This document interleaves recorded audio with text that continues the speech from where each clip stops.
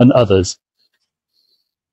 Thank you, Attorney. And lastly, Attorney, what is your message to the Filipino people closely watching the process unfold? Respect the judicial process, respect the judges, and respect former President Duterte's right to a fair trial.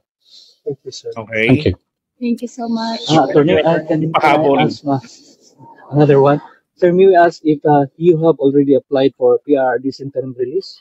Once again, I'm not going to comment on the chronology of that request. There will be a request for interim release in due course, but as I said many times before, certain conditions have to be ripe for that interim release to take place. And it's the judges who ultimately decided. Okay, so sa interim release kasi, isa sa mga kailangang mangyari dyan, tanggapin po ni PBBM yung responsibility na i-guarantee na si Digong ay babalik doon sa kanila sa ICC para harapin yung mga hearings niya na darating. Yun. So, sa tingin nyo naman kaya gagawin nyo ng presidente natin na tanggapin ni PBBM yung ganong responsibility? Malamang sa malamang yan, itatago na yan. Diba? So, kanila na. No? Sir, do you think that our former president will be brought back to the Philippines before the confirmation of charges on September 23rd? I certainly hope so.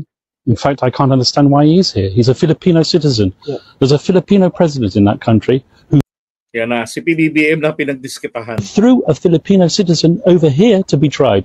Why isn't he in the Philippines? Why isn't he being tried in the Philippines?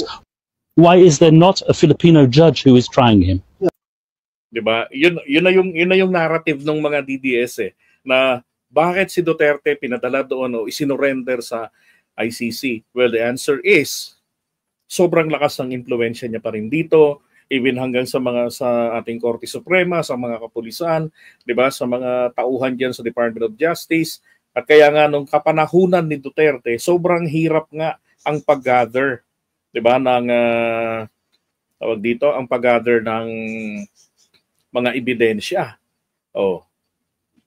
Yeah, so kaya nga yung isang binabanggit din ni Aimee na all of a sudden, inaamin natin na nagkaroon tayo ng failure of justice. Hindi naman, isang bagay rin dapat maisip ni Aimee, no? Ba't naisipan niyang itanong yun? Administrasyon ngayon, iba na, hindi na Duterte.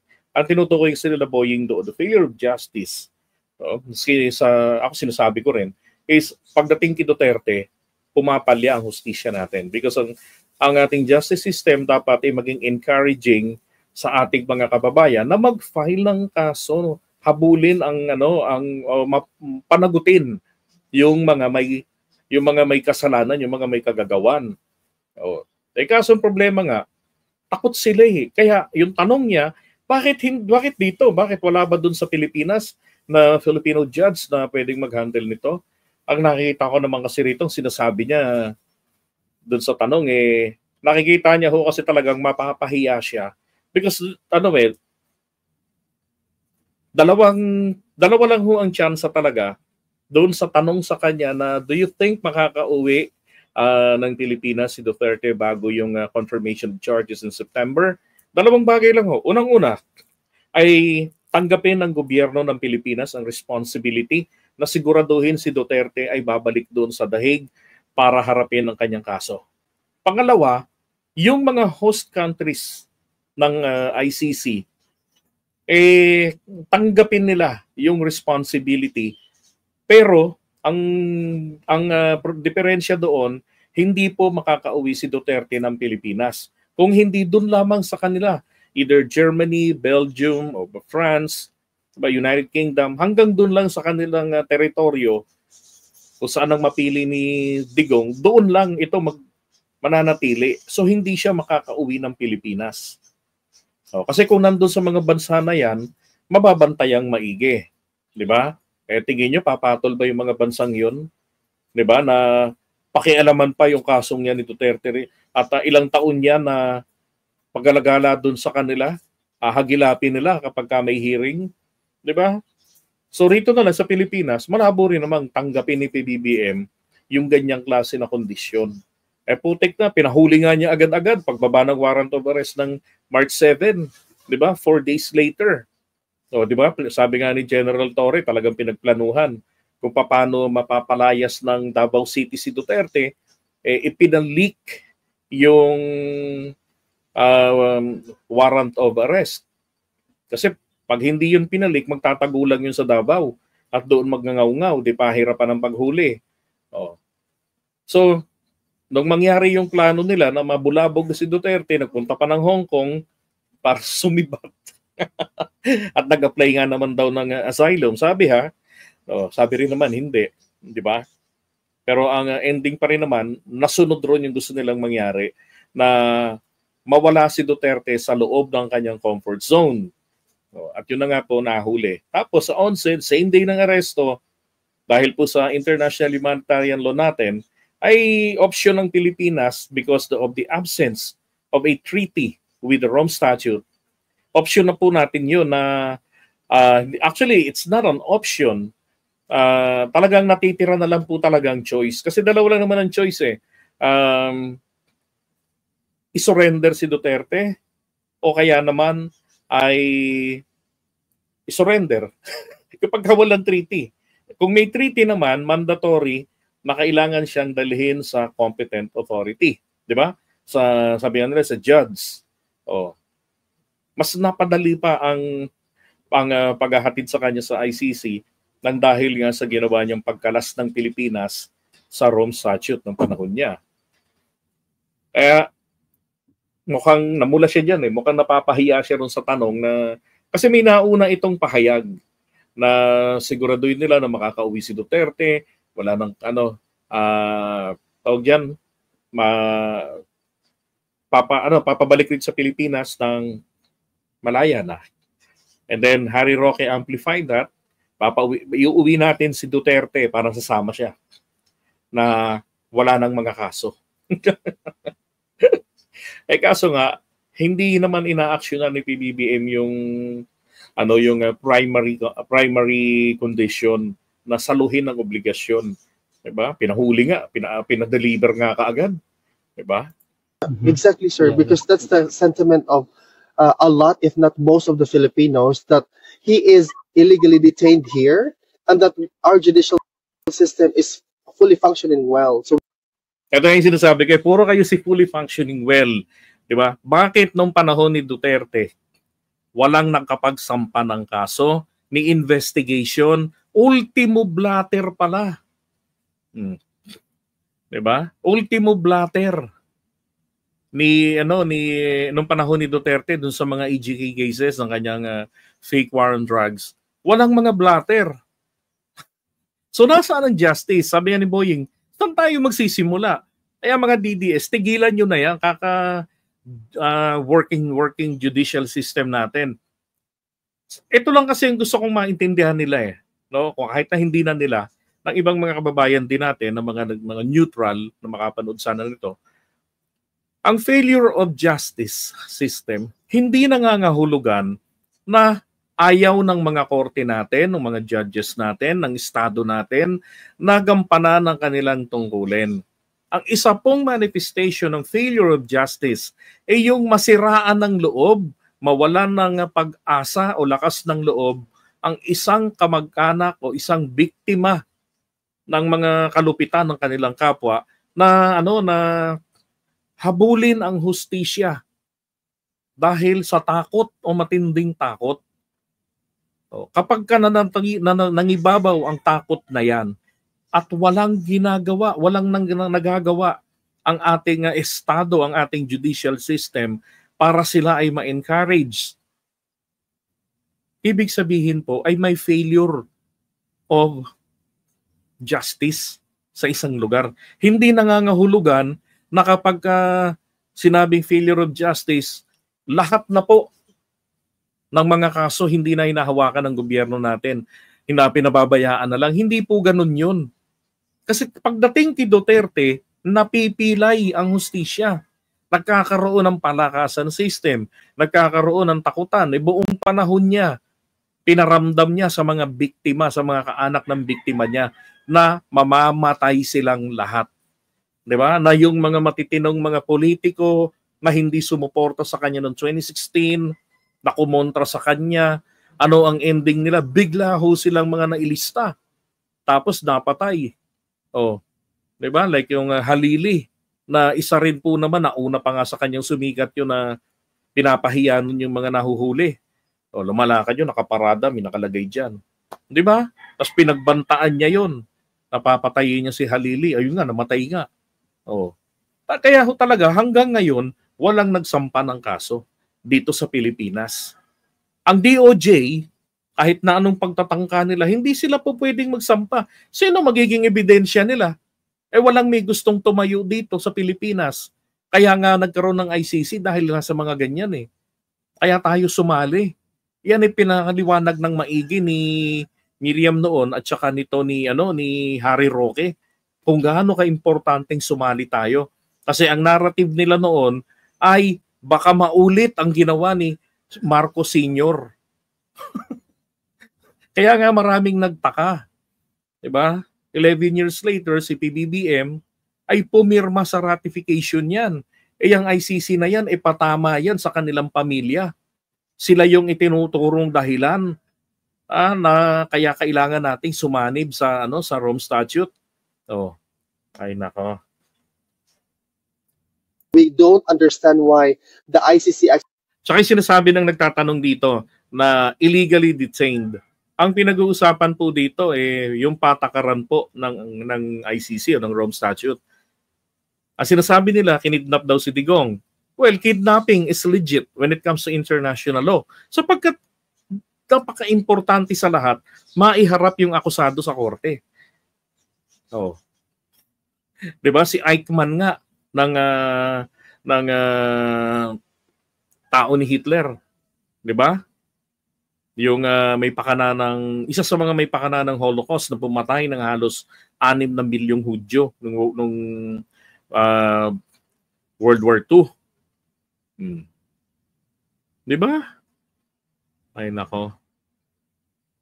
Anong ginawa ron? Dinukot yun. Nagtago yun sa sa Argentina if I'm not mistaken. Tapos kinidnap ng mga Israelis. Inispayan nila, tapos dinala sa Israel at nilatis nila. Wala pang ICC noon. Pero yung mga ganong klase po ng mga tinatawag na precedents, ibig sabihin, yung binanggit nila kanina rin, precedents, ito yung previously decided case or situation, yan po ay iginagalang ang naging wisdom sa desisyon na yan kung bakit nabuo. Tapos, inilalapat yan sa mga future cases na kapareho ng sitwasyon na yan. Kaya legal po yan dyan sa ICC. Dito sa Pilipinas, hindi rin illegal ang pag-aresto kay Duterte. Illegal ang sinasabi nila dahil hindi ginamit ang warrant of arrest nang galing ng Korte ng Pilipinas. Now, my question is this. What will be the basis of the warrant of arrest, of the local warrant of arrest? Wala ngang kaso. Di ba tama po? Walang kaso si Digong rito. So saan kukuha ng basihan ang judge sa pag-issue ng warrant of arrest? Wala na rin namang jurisdiction dito ang ICC. So there's no way for the local judge to issue a warrant of arrest. Di ba? Ngayon, nagkataon ang ICC merong warrant of arrest. Tapos, ang Interpol, ito yung naging daan para sa pag-aresto sa kanya. Kahit na sabihin pang blue notice o kung ano pang notice yan, pareho lang pong ibig sabihin nino-notify na meron tayong dadamputin. Nakita mo na yung ni-notify sa'yo, anong gagawin mo? Diba? Sinasabi nga, wala halos pinagkaiba yan. Dahil ang importante ro na dampot nyo, ang mali ni Duterte, nahulog sa bitag ang chess master nila. Diba? Hindi nila naisip na pag tayo lumabas ng Davao at hindi tayo naaprubahan sa pagtatago, tapos tayo. 'Di ba? Hindi tayo makakauwi at tiyak dadamputin tayo. Kaya lang sinadya ng mga kasama niya ng anak niya, mga anak niya, ng mga katropa niya na siya ho ay maaresto pag uwi rito. Kasi kung hindi nila sinadya yan at isang katutak silang mga abogado, 'di ba?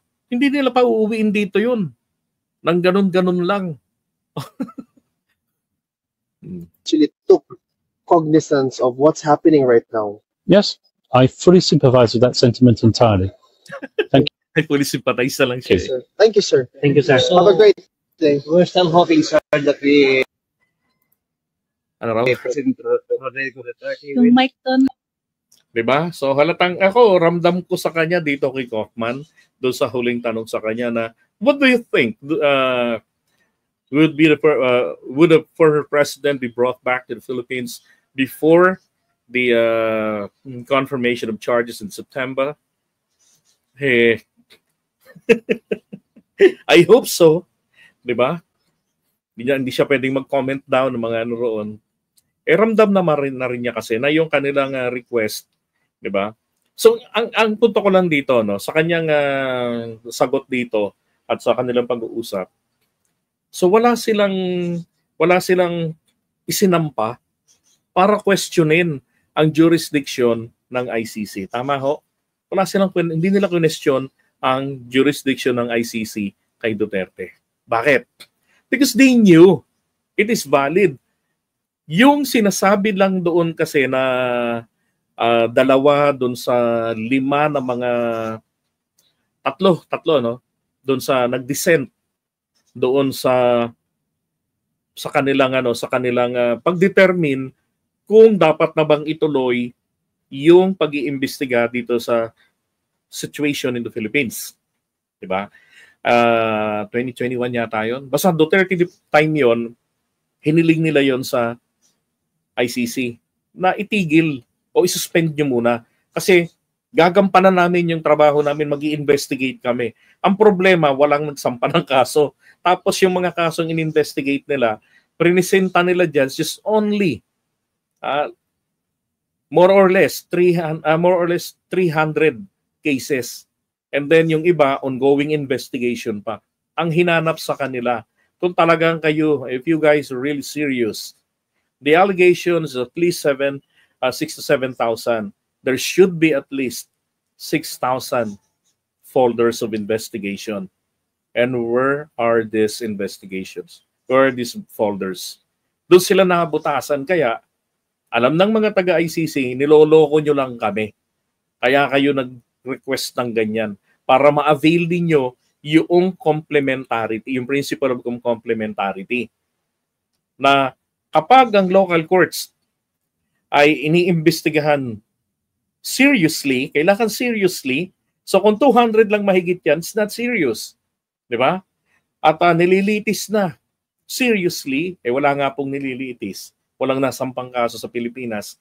So wala pong dahilan talaga, walang basis para ma-avail ang gobyerno natin, o ni Duterte, ang complementarity. Kasi walang kaso rito. Requirement yun eh. Dapat may kaso ritong nililitis. Wala. Diba? So purely talaga, from statute, ang gagana dyan. ICC talaga ang may jurisdiction. Ang sinabi lang naman doon sa kanilang desisyon, dahil kaming mga judges sa pre-trial chamber, kaming mga judges nito ay nagtalo-talo kami sa usapin ng jurisdiction sa Pilipinas, binibigyan namin ang defense team ni Duterte ng pagkakataon na iapila ang questionin ang jurisdiction ng ICC. Ibig sabihin, pagka nandito siya, na-aresto na yan, naiharap na rito sa amin, then binibigyan namin sila ng pagkakataon na mag-question. So kumbaga proper na yon yung pag-question sa jurisdiction. Baka may makuha silang ibang argument ng mga abogado ni Duterte, then, di ba? Sa tono nito, ang request lang nila, interim release. Di ba? Pansamantalang kalayaan, kumbaga pagpiyansahin nyo. Although wala namang babayaran dyan. Ganun lang yung konsepto nun. Parang pinagpiyansa lang nila. Ay nako. Sabi ni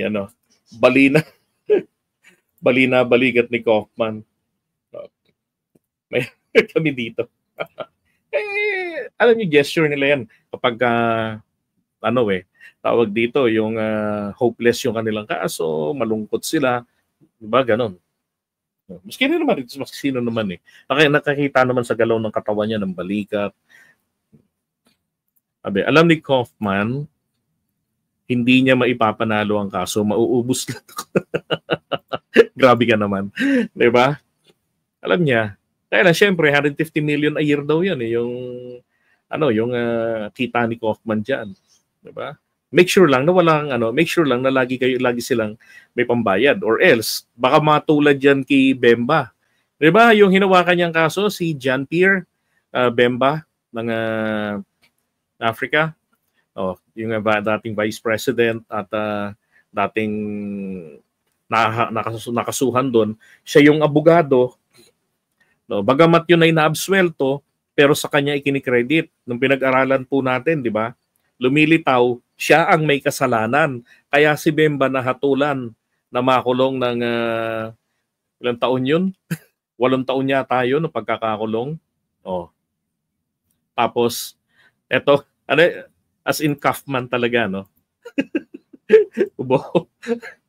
Siya yung may kagagawa ng pagkatalo. Buti na lamang, kinuha agad ni Bemba si Taylor, Attorney Taylor.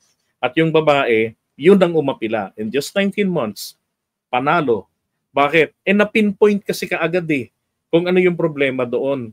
Pinapanagot si Bemba dahil lamang po sa principle ng command responsibility na hindi daw niya kinontrol, hindi niya sinawa yung kanyang mga tauhan. Tapos nung yung mga investigators nung tinanong, umamin sila na hindi sila nagkaroon ng ganong ngalaliman na pag-i-investigate sa anggulo na yan. Dinadismiss. Hindi naisip niya yun. Ang tagal ng kaso nun. Hindi naisip ni Kaufman na silipin yung anggulo na yun. Diba? Diba? Yun nga bago nga maging maging submitted for resolution yun Ang sabi ni Bemba, hindi ko na pagkikita yung aking abogado, Your Honor. Yung pala nag-withdraw na. Nilayasan na siya, pinatalo. Kasi sabi naman ito, wala naman kaming usapan, di naman ako nag-agree na libre na lang siya sa serbisyo ko. Okay, so iwan muna natin to. Loko, no? Si PBBM pa naisip na sisihin o questionin.